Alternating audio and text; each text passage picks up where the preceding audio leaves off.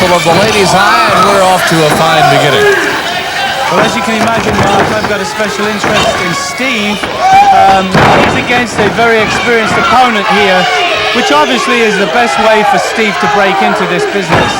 Now, Steve's only been doing this, remember, from beginner to now of 6 months. So I think he's done fantastic. As you can see, all the crowd are behind him already. So I think this guy has a great future in the professional wrestling. Now, just the other day here on television, things almost got out of hand between you and Eric Embry. Thank goodness those had a happy ending, as you all will be in the tag team main event next week here on USWA Wrestling.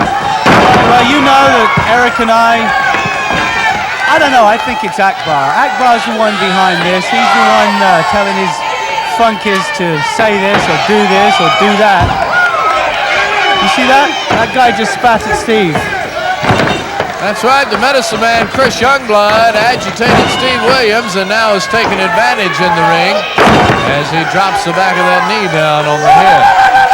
Anyway, back to Eric. You know, Eric and I were made to have our differences. We really didn't. We were blaming each other for causing each other to lose. It was all pre-planned by Skandar Akbar. We're the best of buddies. We've been friends for a long, long time, so everything's really cool now. Down with the knee comes the medicine man, Chris Youngblood, the full-blooded Indian. He's in our first match here. Coming up later, you're going to see Kevin Von Erich against P.Y.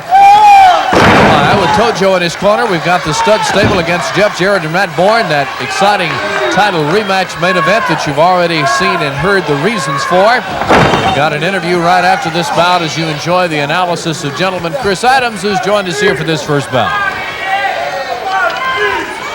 And what Steve has to do now, Mark, as a beginner in this, he has to gather his bearings and then start a uniformed plan. He can't just go haywire and hope to catch the guy off guard. He's got to be thinking right now at this point so that he can come up with a plan to weaken Youngblood and also hopefully pin him in the end. Youngblood getting aggravated about the officiating. Chris, you've got the beautiful calendar in front of you. You've got the brochure from the wrestling school with you.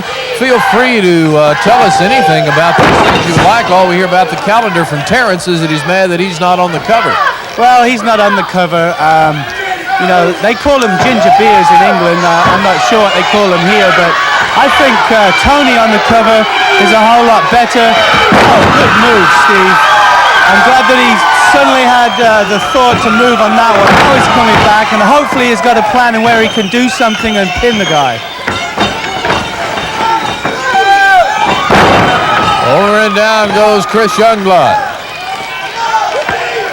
Takes him all the way over with a reverse full Nelson. Good. And the pin, 1, 2. Almost. Just like to throw in real quickly, Mark, about the ABC of professional wrestling. It's a tape that coincides with the wrestling school. And what it does is it explains not only how to break into the business, it goes into the matches here at the Sportatorium and other places. It shows you actual matches. Then we go back into the studio to show exactly how we do the movements. It's a fantastic deal. I hope Steve moves on this one. Ooh! He did not. Here's the pin. The leg is hooked. 1, 2, 3, and Chris Youngblood is the winner. Chris, I want you to finish your thought on this, but let me make this announcement.